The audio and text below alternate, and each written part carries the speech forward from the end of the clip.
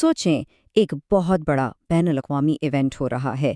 Technology की दुनिया की नज़रें भारत पर हैं और अचानक वो आलमी कॉन्फ्रेंस का स्टेज एक गैर मामूली सियासी तसादुम का मैदान बन जाता है।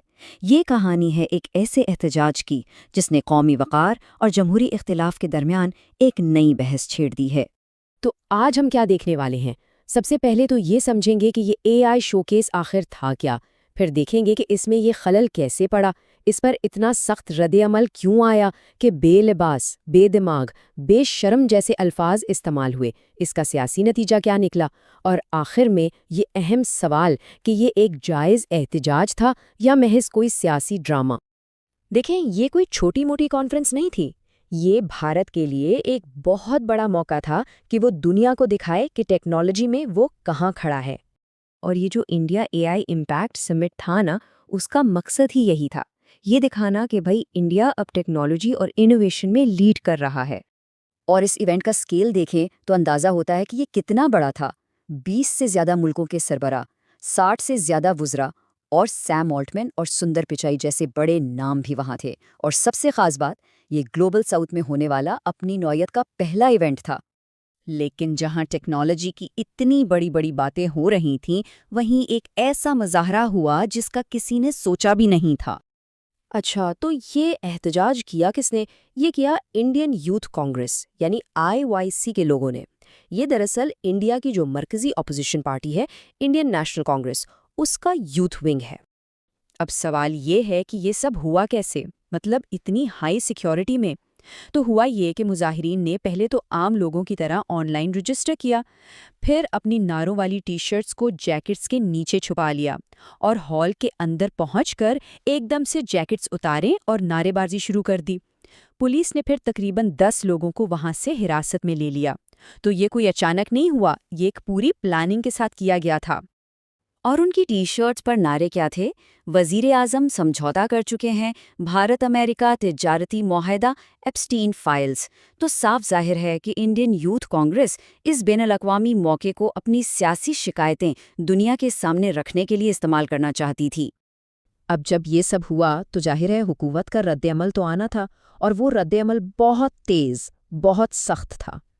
हुकूमत की तरफ से सबसे पहले बीजेपी के एमपी संबत पात्रा सामने आए और उन्होंने सीधे सीधे 3 लफ्ज़ इस्तेमाल किए: बेलिबास, बेदिमाग और बेशर्म। इससे ही अंदाज़ा हो गया था कि हुकूमत का मूड क्या है। फिर वज़ीर दिफ़ा राजनाथ सिंह ने बात को आगे बढ़ाया और कहा कि ये सिर्फ अफसोसनाक नहीं है, बल्कि ये इंडिया की साख को बैनुल अक़वामी सतह पर ख़राब करने की एक कोशिश है। और बीजेपी के कौमी तर्जुमान प्रदीप भंडारी ने तो इसे सीधा सीधा मुल्क दुश्मन हरकत करार दे दिया। उनका कहना था कि ये कोई सियासी जलसा नहीं था, ये वर्ल्ड एआई समिट थी और कांग्रेस ने कौमी मफाद को ज़ाती सियासत पर कुर्बान कर दिया। तो ये तो था फौरी रद्द-ए-अमल। अब देखते हैं कि इसके बाद सियासी माहौल में क्या हलचल मची। देखें, वाक़यात बहुत तेज़ी से आगे बढ़े।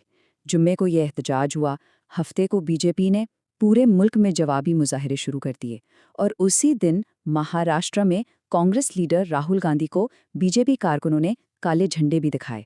मतलब मामला फौरन सड़कों पर आ गया। और सबसे दिलचस्प बात ये थी कि तनकीद सिर्फ बीजेपी ने नहीं की, कांग्रेस के अपने इत्तेहादी जैसे समाजवादी पार्टी के अखिलेश यादव और इलाकाई हरीफ जैसे बीआरएस के केटी रामाराव, सब ने इस एहतजाज को गलत करार दिया। उन्होंने कहा कि आलमी सतह पर मुल्क की बेइज्जती करना ठीक नहीं था। और ये सिलसिला यही नहीं रुका। वाईएस जगन मोहन रेड्डी, मायावती, यहाँ तक कि सिक्किम के वजीर आला, मतलब तकरीबन हर तरफ से इस एहतजाज की मुजम्मत की गई। इससे पता चलता है कि कौमी इमेज का मामला भारत की सियासत में कितना हसास है। अच्छा, तो इतनी तनकीद के बाद कांग्रेस ने अपना दिफा कैसे किया? उनका क्या मौक़िफ़ था? इंडियन यूथ कांग्रेस ने अपने ऑफिशियल स्टेटमेंट में कहा कि उन्होंने कोई गलत काम नहीं किया, बल्कि अपनी आवाज़ बुलंद की है एक ऐसे वज़ीर आज़म के खिलाफ जो मुल्क की शनाख्त का सौदा कर रहे हैं। तो उन्होंने अपने इस एक्ट को एक तरह से हुब्बुल वतनी का काम करार दिया। और जब पार्टी के तर्जुमान पवन खेड़ा से पूछा गया तो उन्होंने साफ कहा कि इस एहतजाज का मकसद ही यही था कि ये नज़र आए, यानी वो चाहते थे कि खलल पड़े ताकि उनकी बात सुनी जाए। तो ये पूरा वाक़या हमें एक बहुत बड़े सवाल पर लाकर खड़ा कर देता है। وہ سوال یہ ہے کہ جمہوری اختلاف رائے کی حد کہاں پر ختم ہوتی ہے اور قومی وقار کو نقصان پہنچانے کی لکیر کہاں سے شروع ہوتی ہے، خاص طور پہ آج کی اس دنیا میں جہاں ہر چیز عالمی سطح پر دیکھی جاتی ہے۔ اس کا کوئی سیدھا سادہ جواب شاید ہے ہی نہیں۔ نظام آباد کے لوگوں سنو، گرمی کی شدت سے پریشان ہو؟ ایشین انٹرپرائز پر زبردست کولر ایگزیبیشن سیل شروع، ہول سیل ریٹ پر ریٹیل سیل، پاورفل موٹر، زیادہ ہوا، کم بجلی کا بل، سٹاک لمیٹڈ ہے۔ آج ہی آ کر اپنے گھر کو ٹھنڈا بنا لو۔ عابدہ مسجد کے پاس، حیات ہاسپٹل کے پیچھے، نظام آباد میں ایشین انٹرپرائز پر فوراً تشریف لاؤ۔ کال کریں 9849426304 9700756025۔